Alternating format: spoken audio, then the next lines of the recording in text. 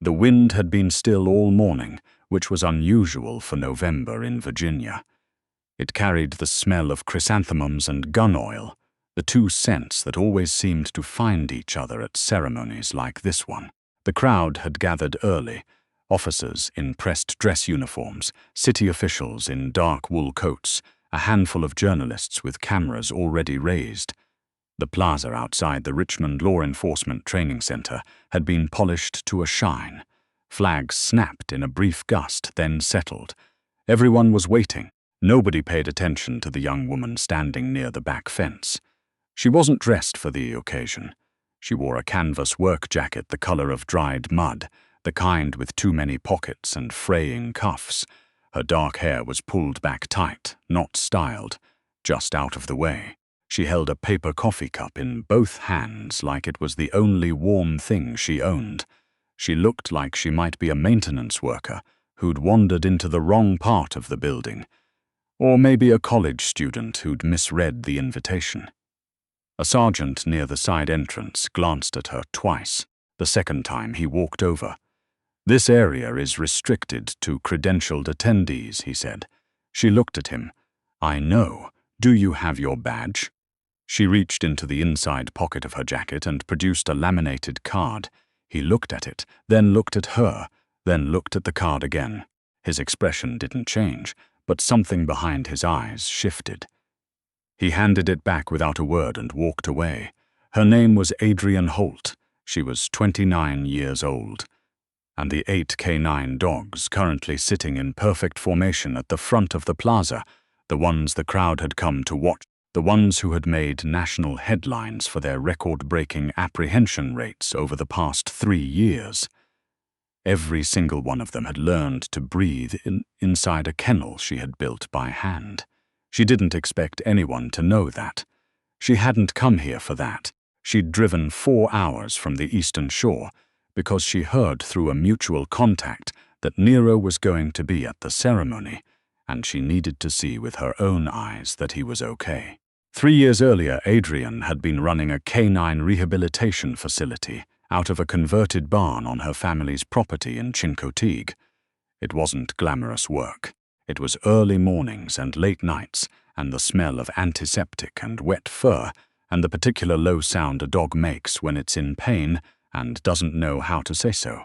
She'd started the program after finishing her veterinary technician certification, but the work had grown into something she hadn't planned. She was taking in retired military working dogs, dogs that had come back from overseas deployments with physical injuries or behavioral trauma that their previous handlers hadn't known how to manage. Dogs that had been marked for euthanasia, not because they were dangerous, but because they had become, in the language of the reports, unworkable. She did not believe in unworkable. The first dog she took in was a Belgian Malinois named Cutter, who had served 2 tours with a Special Forces unit in Kandahar. He'd been hit by shrapnel in his left rear quarter and had developed such severe noise sensitivity afterward that he couldn't function near firearms. He had bitten 2 trainers. He was scheduled to be put down on a Tuesday. Adrian drove 6 hours on a Monday and signed the paperwork herself, and the program coordinator looked at her like she was making the worst decision of her life. Cutter lived on her property for 8 months. He ate scrambled eggs every morning because she'd figured out, through trial and error, that it was the one food that calmed him enough to eat at all. She worked with him in silence at first, then in low voices, then in normal conversation, then with radios playing in the background. The day he sat calmly while she fired a starter pistol 20 yards away, she sat down in the grass cross and cried.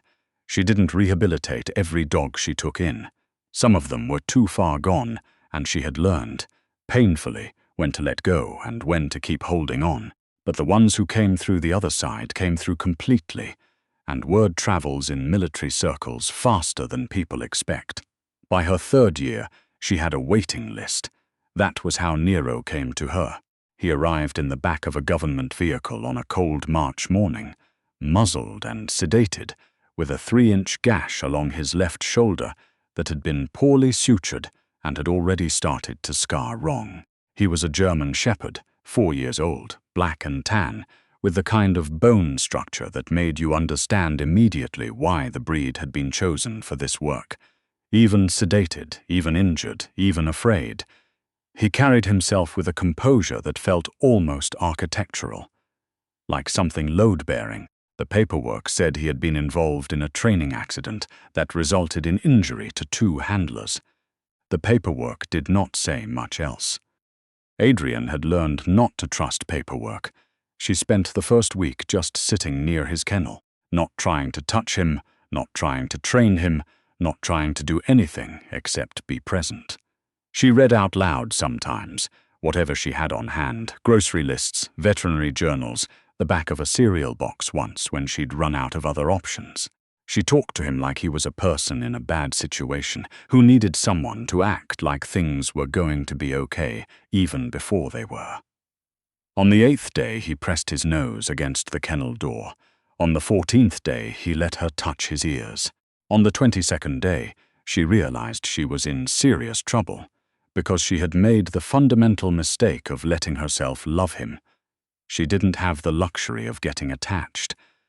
That was the rule she'd set for herself at the beginning, and she'd kept it through Cutter and through a dozen other dogs since.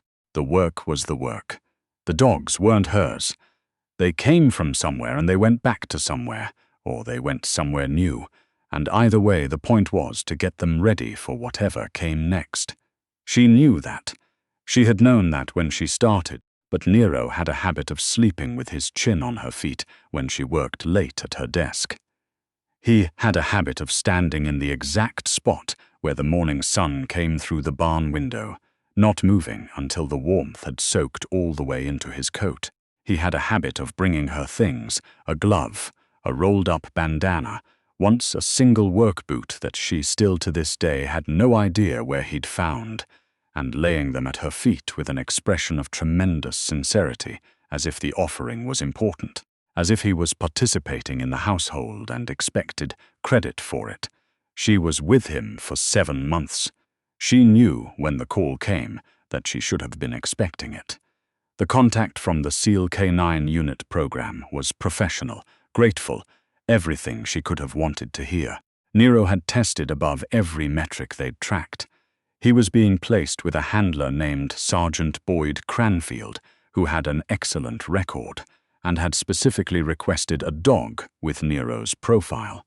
The transition would happen at the end of the month. "That's good," Adrian said into the phone, standing in her kitchen, watching through the window as Nero chased a red-tailed hawk across the field for absolutely no reason. "That's really good news." She did not cry until after she hung up. The transition day was a Tuesday, which felt unjust in a way she couldn't articulate.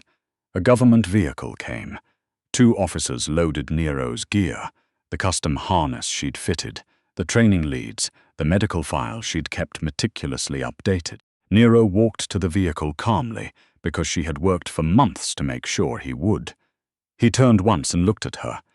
She held her hand flat, palm down, the hand signal she'd used since the beginning to mean, "You're okay. You're safe. Everything is fine." He turned back and got in the vehicle. She stood in the driveway for a long time after the vehicle disappeared around the bend in the road. Then she went back into the barn, sat down on the kennel floor where he used to sleep, and stayed there until she could breathe normally again. The ceremony began at 10 o'clock with a color guard and a reading of commendations.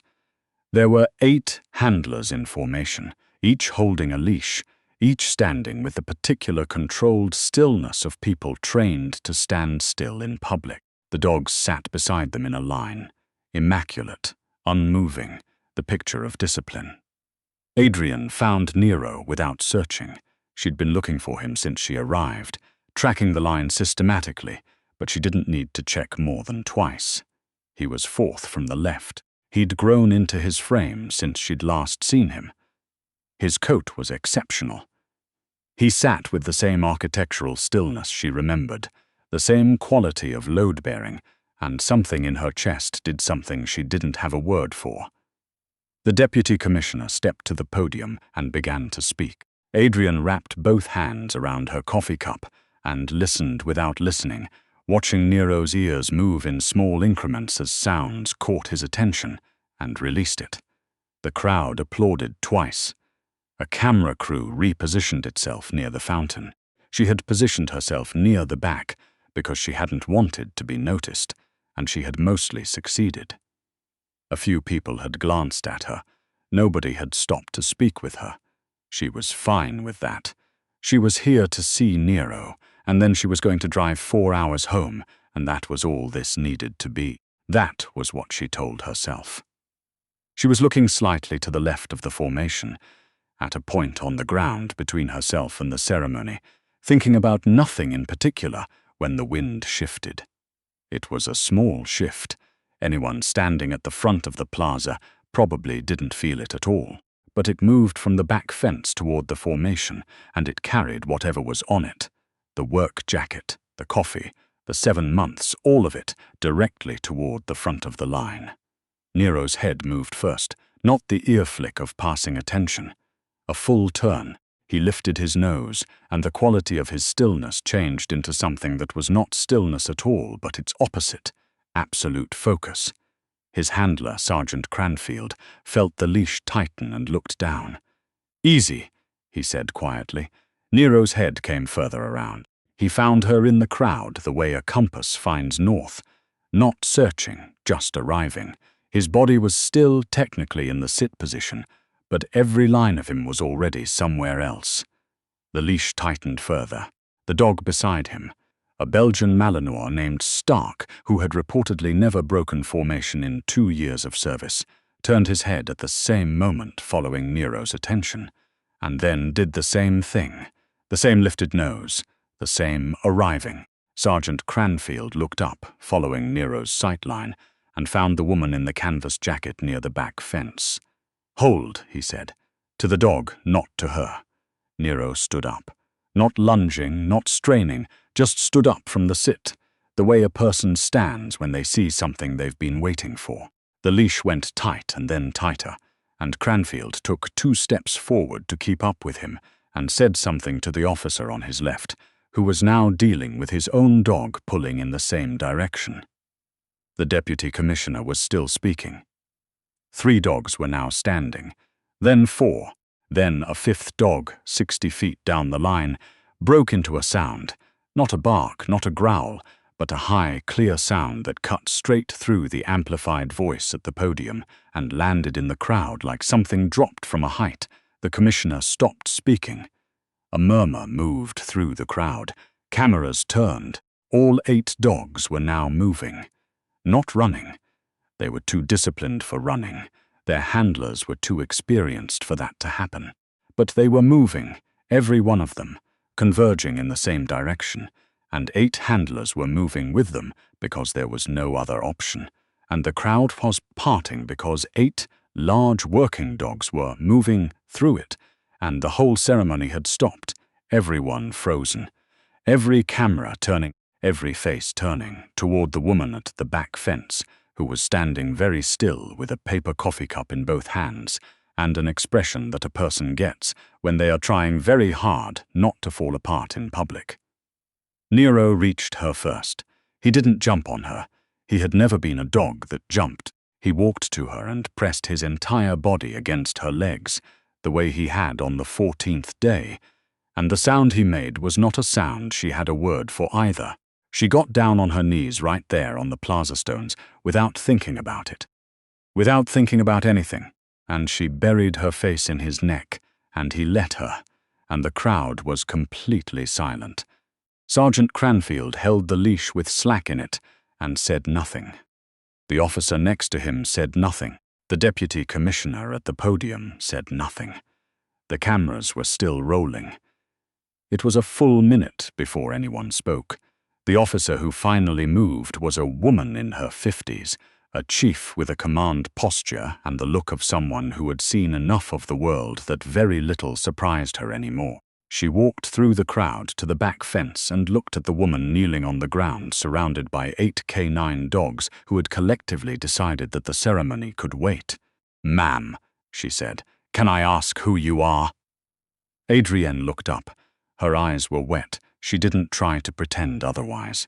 "My name is Adrian Holt," she said. "I rehabilitated 6 of these dogs before placement. The other 2 came through a program I consult for." The chief looked at her. Then she looked at the 8 dogs, who were in various states of proximity to Adrian. Some pressed against her, some sitting in a loose circle, Stark the Malinois, who had never broken formation, now lying flat with his head on her knee. "You trained these dogs?" "I didn't train them," Adrian said. "They were already trained. She stopped. Nero pressed his nose against her jaw. "I helped them remember they were okay." The chief was quiet for a moment. "Why didn't you RSVP for the ceremony?" she said. "You would have been seated in the front." Adrienne shook her head slightly. "I wasn't sure I'd been. I didn't know if anyone would." She stopped again. "I didn't want to make it about me," she said finally. "It's not about me. It's about them." Sergeant Cranfield, who had been standing at a professional distance, crouched down and let Nero nose his hand before looking at Adrian. "He does this thing," he said, "where he brings me things in the morning. A glove, a sock. Last week it was a hat that I'm pretty sure belonged to Lieutenant Morris." He paused. "I looked it up in his file. It wasn't documented." Adrienne laughed, which surprised her. It came out wet around the edges. "That's not trainable," she said. "That's just him. He's been doing that since week 2. Cranfield nodded slowly. "He sat in the sun every morning until I started letting him inside. I thought it was a behavior issue. Then I realized he gestured vaguely. Waiting for warm. Waiting for warm," Adrian repeated. "Yeah."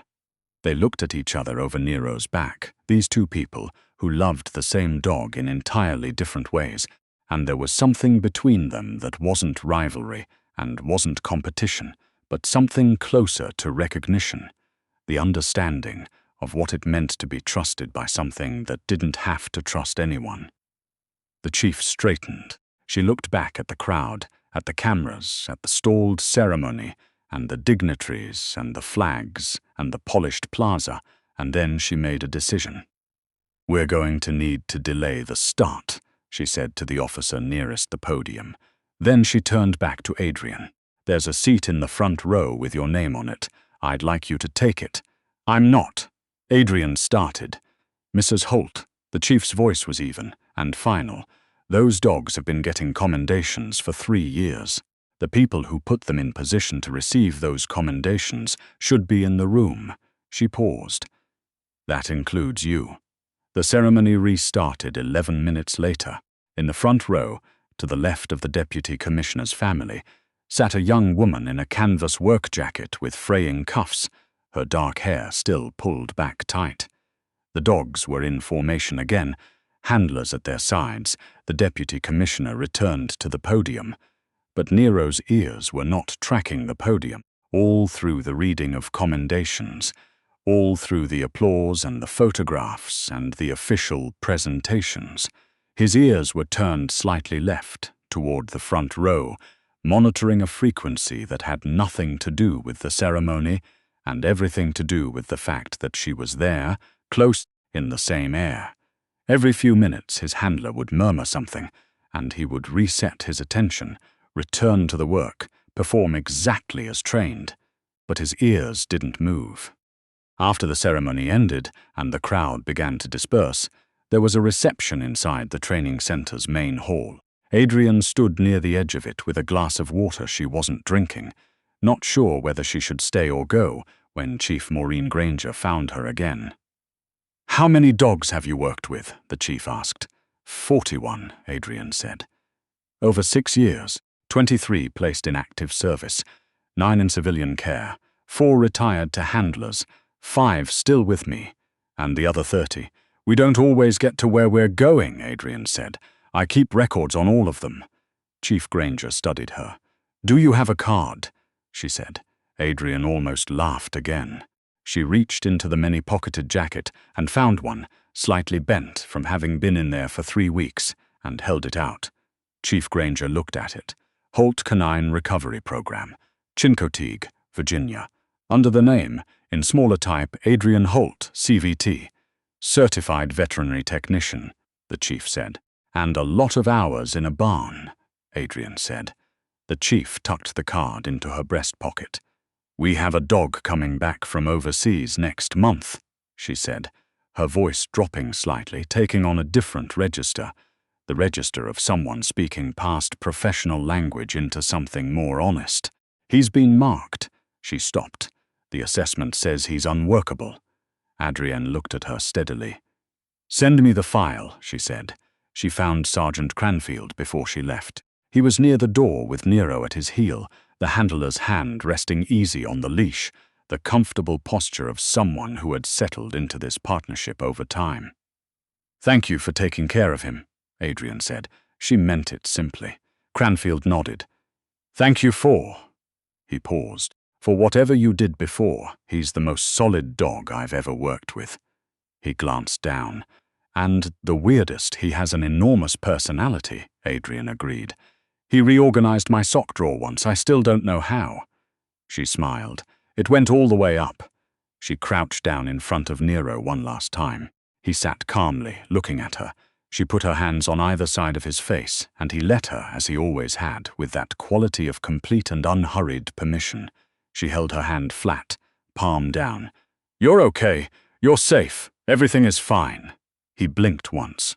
Then he looked forward, toward the door, toward wherever he was going next, calm, ready, completely at ease, in a way that it had taken her 7 months to give him, and that she hoped he would carry for the rest of his life.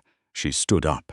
She walked out through the front of the training center and across the polished plaza and through the gate where the sergeant had stopped her that morning. She got in her truck.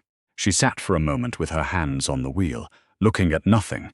Then she looked at her phone and found 4 missed calls. 2 from colleagues, 1 from a number she didn't recognize, 1 from a veterinary contact in Annapolis who sometimes referred cases to her program. She would call them back. She had work to do. There was always work to do. She put the truck in reverse, and as she pulled out of the lot, she did not look back at the building, because she didn't need to. She knew what was in there. She knew what she'd built, even if she'd built it quietly, even if she'd built it alone, even if the only ones who knew were the ones who had always known, the ones who found her across a crowded plaza, because they remembered the way animals remember, not with their minds but with their whole body, the person who had held them when they were not okay and stayed until they were. That's a kind of testimony that doesn't need a podium.